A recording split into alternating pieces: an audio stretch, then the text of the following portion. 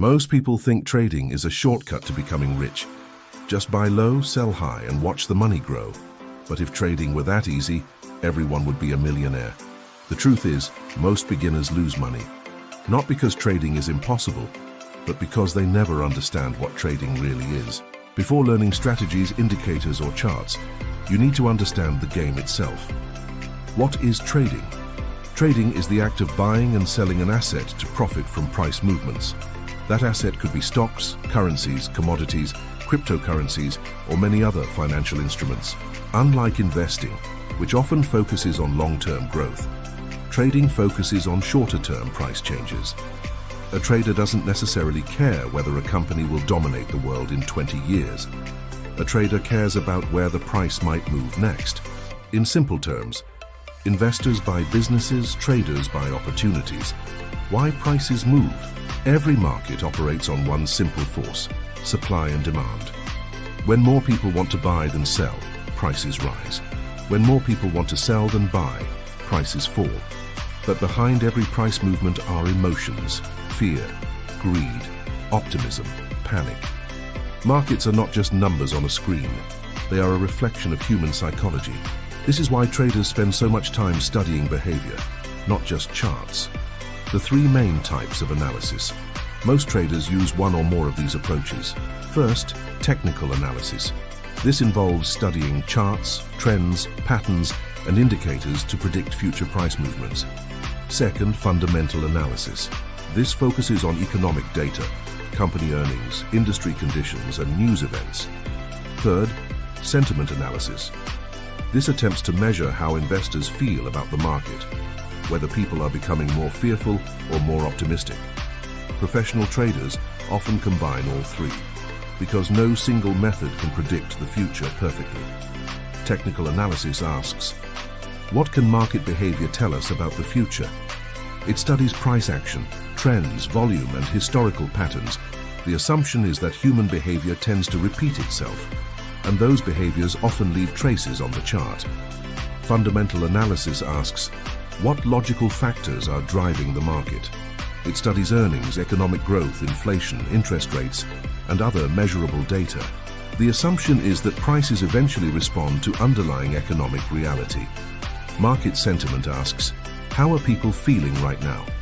It measures optimism, fear, confidence, and expectations, because markets are driven not only by facts, but also by emotions. For example, a company may have weak fundamentals, declining earnings, or poor financial performance. Logically, the price should go down. But if the market collectively believes the company will recover or turn things around, investors may keep buying.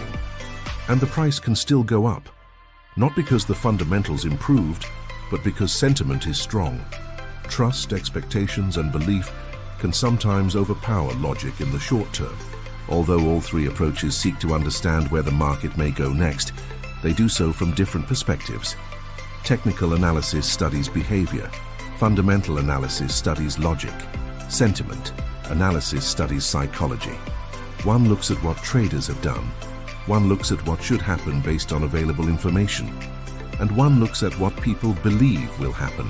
The market itself is a combination of all three: human behavior, economic reality, and collective emotion. The biggest misconception. Many beginners believe successful trading means being right all the time. It doesn't. Even professional traders lose frequently. Some of the world's best traders are wrong nearly half the time. What separates winners from losers is not accuracy. It's risk management. Imagine two traders. One wins 80% of the time but loses everything on a single bad trade. The other wins only 50% of the time but keeps losses small.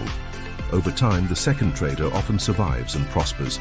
In trading, survival comes before profit, the real skill of trading.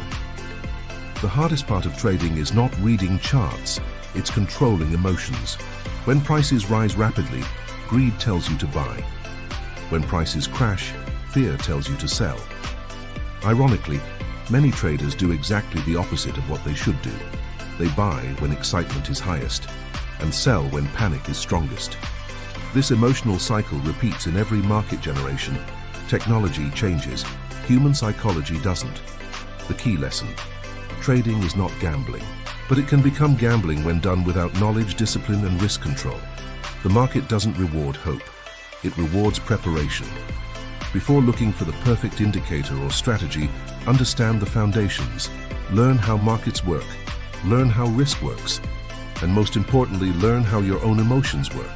Because in the end, the greatest opponent in trading is often not the market, it's yourself. If you want future videos about candlestick patterns, market psychology, risk management, or the trading strategies used by professional traders, follow for more.